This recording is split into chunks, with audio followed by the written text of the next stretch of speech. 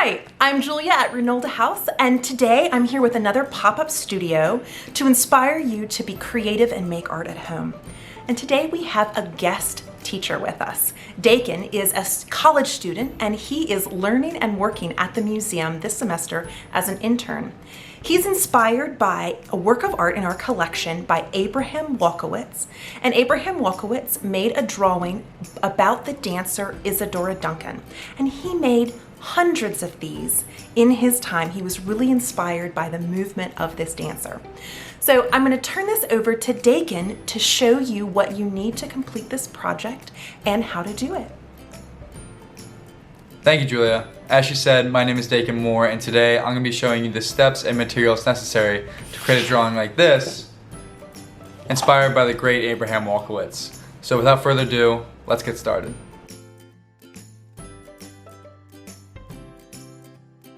To begin, I'm going to go over the materials you will need. First, a piece of printer paper, or any paper for that matter. Then, something to color with. In this case, I have crayons and colored pencils. If they are available to you, I suggest using watercolors and markers. But if you don't have them, that's totally fine. Next, you're going to need a pen and a pencil. And if your pencil doesn't have one, you'll need an eraser.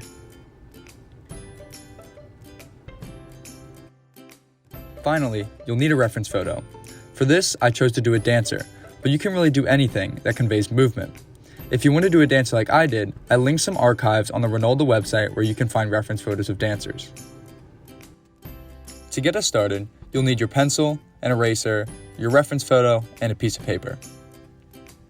Our first step is to draw a very basic outline of your figure.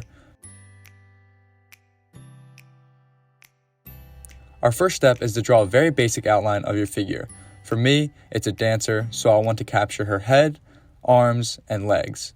Right now, it can be as rough as you like, because we'll fill it in and make it better later.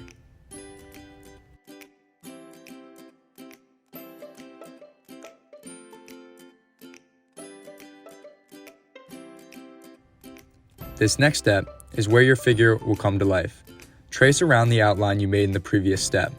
Pay attention to where the body is narrower and thicker on your image.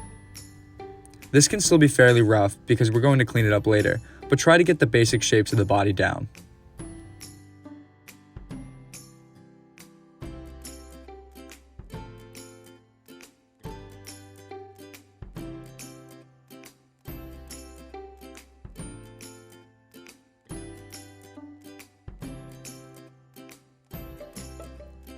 This next step is where movement will be added to your piece. In this case, my dancer is wearing a flowy dress, so I'm going to want to capture the very basic shapes and elements of this dress to convey the idea of movement.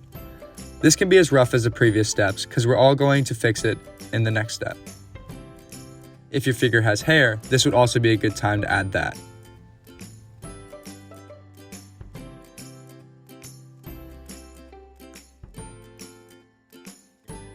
Now, we will be going in and adding detail. Take your pen and trace around the outlines you have made. Try to use continuous lines, not break them up or interrupt them. Keep your pen against the paper. This can still be fairly rough. Abraham Walkowitz drawings were not completely detailed, but try to use smooth lines. When you get to hands or feet, they don't have to be too detailed.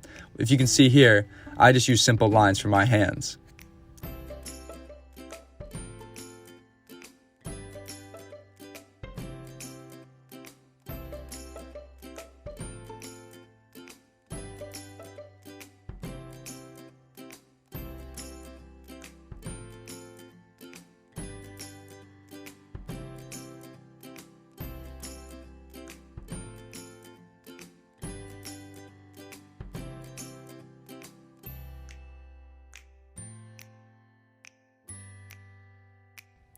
If you want to, you can get more detailed. You can add lines of the hair or ruffles to the dresses. Just have fun with it.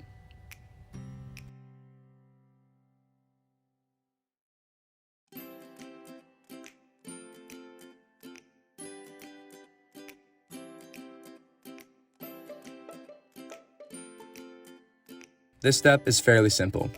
Just wipe away all the pencil marks you've made in the previous steps to reveal the simple ink outline.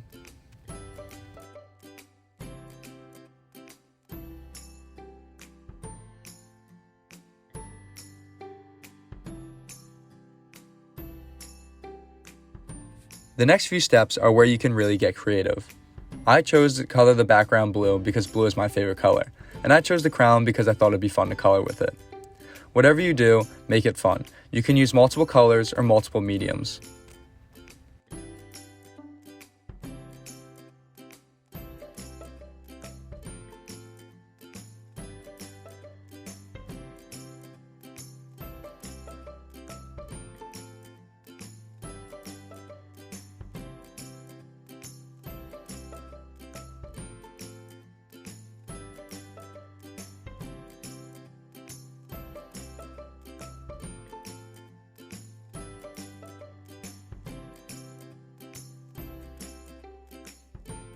The next step is to color the dress or whatever piece of clothing your figure is wearing.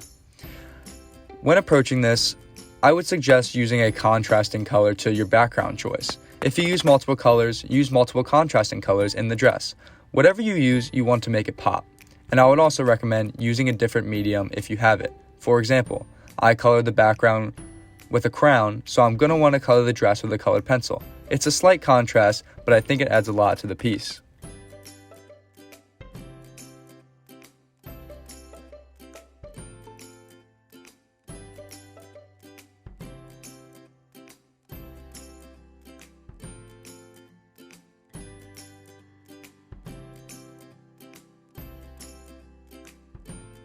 Our next step is to color the skin and hair of your figure. I had watercolors available, so I used those, but if you don't have another medium, you can use one of the previous two you already used.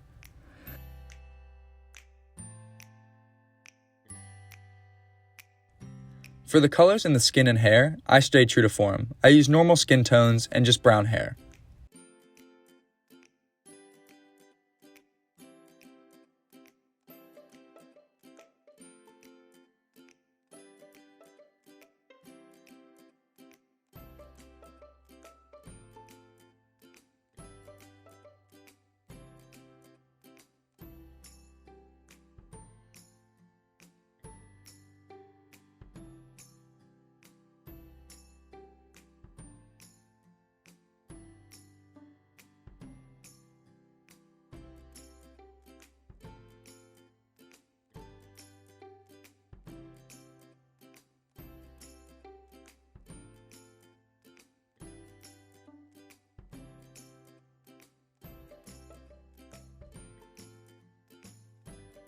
Once you've completed your skin tones and hair, you're pretty much done.